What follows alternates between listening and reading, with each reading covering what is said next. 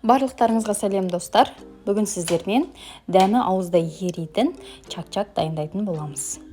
Міндетті түрде видеоны соңына дейін қарап, видео ұнаса каналға тіркелуді ұмытпаңыз.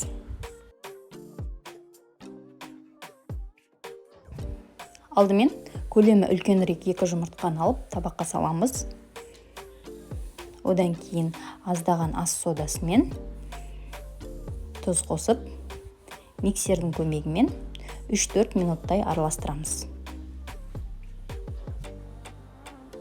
Бізде осындай болуы керек. Одан кейін онды аздап салып бастаймыз.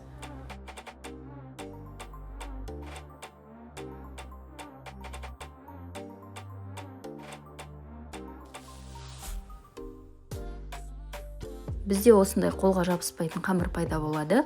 Бұны полиэтиленге салып 15 минут тындырып қоямыз.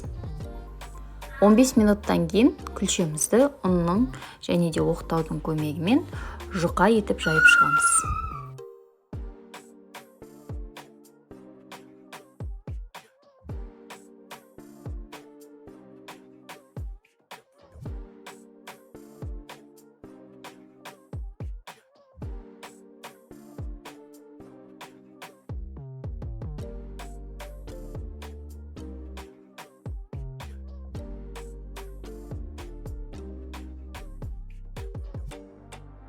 Көлемін өз қалауларыңызға байланысты кессеңіздер болады.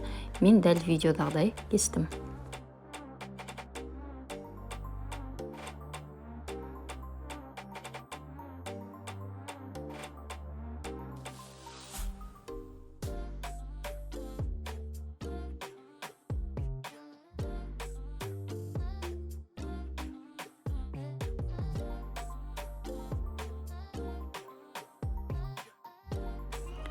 Майды қыздырып алып, чак-чактарды шетінен қуыра бастаймыз.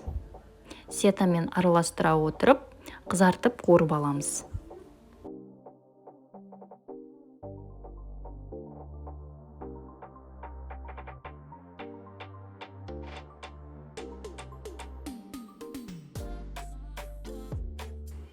Мінекей чак-чактарды қуырып алдық. Енді мен сгущенкамен араластырамын. Өз қалауларыңызға байланысты араластырсаңыздар болады. Балмен араластырсаңыздар да өте дәмді шығады.